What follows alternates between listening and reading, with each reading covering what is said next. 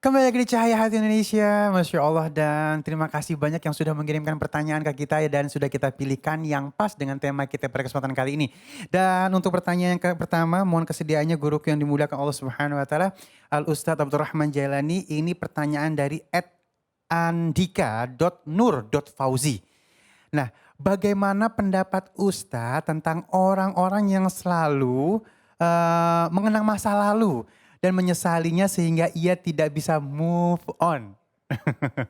Baik, silakan Ustadz. Insya Allah. Ya sebagaimana tadi pembahasan kita di segmen awal, orang kalau nyesel itu kan di belakang gitu kan. Kalau kata orang kita nyesel itu ada yang di depanan. Kalau jalan di depan tahu-tahu yang depan nginjek kotoran, nyesel gue depanan gitu. Tapi dalam prakteknya penyesalan itu bukan satu hal yang mampu membuat kita kembali kepada masa lalu. Sehingga pada akhirnya bagi orang-orang yang berakal yang sudah ya sudahlah. Bagi orang yang beriman harusnya menata kembali ya yang sudah ke belakang karena memang nasi sudah menjadi bubur ya para pemirsa, maka ya sudah lewatkan. Karena mau bagaimanapun kita tidak akan pernah mampu untuk kembali ke masa lalu. Bagaimana caranya tata masa depan? Kan pelajaran dalam spion kayak begitu, ada spion belakang, ada yang namanya kaca besar gitu kan.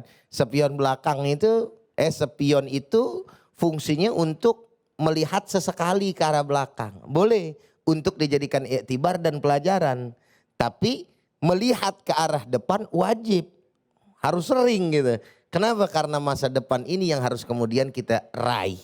Maka yang sudah-sudahlah dan yang belum mari kita perbaiki dengan sebaik mungkin sehingga kita bisa memanfaatkan waktu yang tersisa agar mampu menjadi satu hal yang bermanfaat buat kita. Insya Allah begitu Masya Pak. Allah, makasih guru. Banyak yang bilang semakin kuat move on semakin nginget ke belakang. Masya Allah ya. Baik, dan kita masuk ke dalam pertanyaan kedua. Mohon kesediaannya guruku yang dimuliakan Allah Subhanahu Wa Taala, Profesor Dr. Asrorun Niam. Masya Allah, ini dari @ahmad_fadli. Pertanyaan beliau adalah bagaimana cara membedakan apa yang terjadi pada kita itu ajab, cobaan atau ujian? Wah, cakep Waduh, pertanyaannya nih. bukan cakep, ngeri. Ngeri. Silakan Kiai. Ya, terima kasih. Peristiwanya bisa jadi sama, tetapi di orang tertentu itu menjadi ujian, di orang tertentu menjadi azab. Bagaimana cara melihatnya? Tentu indikatornya adalah indikator zohir terkait dengan penyikapan dan juga dampak yang ditimbulkan. Ya, sama-sama dikasih corona hari ini, seluruh dunia. Tetapi di tangan orang yang berpikir negatif, dia akan menjadi bencana dan juga azab. Dia nggak berani keluar.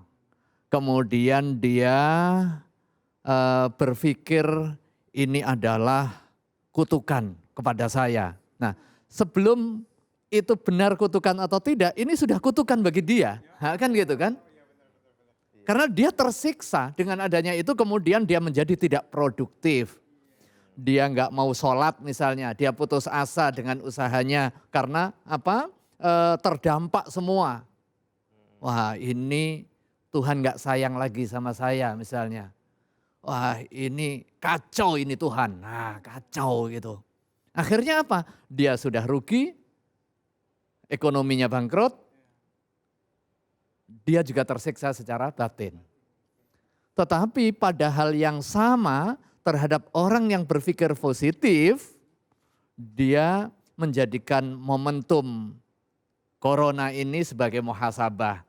Kemudian ada penelitian-penelitian. Dari sisi ilmu keagamaan kita terbuka bahwa ternyata boleh loh sholat Jumu'ah itu ditiadakan karena faktor tertentu, karena ada hajat syariah. Secara fikihnya kemudian dibuka lagi, yang asalnya nggak pernah buka kajian fikih. Kemudian ada percepatan perkembangan teknologi digital. dengan pertemuan daring dan lain sebagainya. Ngaji yang asalnya hanya terbatas kepada 20 orang di masjid, sekarang bisa diakses oleh 20 juta orang. Artinya apa? Terkait dengan penyikapan kita. Apakah kita menjadikan itu sebagai peristiwa yang kemudian mengingatkan kita akan kelemahan dan kesalahan kita, dan juga mengagungkan asma Allah Subhanahu wa taala, bahwa tiada peristiwa apapun musibah itu kecuali dengan kekuasaan Allah, dan man yuridillahu bi khairan yusibhu. Barang siapa yang menghendaki kebaikan, yang dikehendaki kebaikan oleh Allah Subhanahu wa taala, maka dia diberikan musibah, diberikan ujian. Enggak ada orang naik kelas kalau enggak ada ujiannya. Nah, semakin tinggi ujian berarti Allah menghendaki kita naik semakin tinggi. Tetapi kalau diberikan ujian tinggi, kemudian kita enggak merespon, maka jatuhnya juga semakin tinggi. Semakin sakit. Nah, disitulah kita akan bisa melihat nanti apakah kita masuk bagian dari orang yang terkena azab atau yang terkena ujian. Nah, begitu terkena ujian, apakah kita sukses dalam konteks musibah yang diberikan oleh Allah Subhanahu wa taala, kemudian mengangkat derajat kita, atau sebaliknya dengan ujian ini menjatuhkan kita asfal safilin. A'udzubillahi min dzalik. Alhamdulillah. Oh, makasih guru ilmunya. Tuh ya bagaimana cara kita menyikapinya ya. Dan baik, sesaat lagi seperti biasa kita akan bertemu dengan guru kita yang dimuliakan Allah Subhanahu wa taala, Ustaz Syam. Kita akan ngaji yuk ya. Jadi disiapkan Al-Qur'annya dari sekarang. Jangan kemana-mana, tetap bersama kami di Cahaya Hati Indonesia.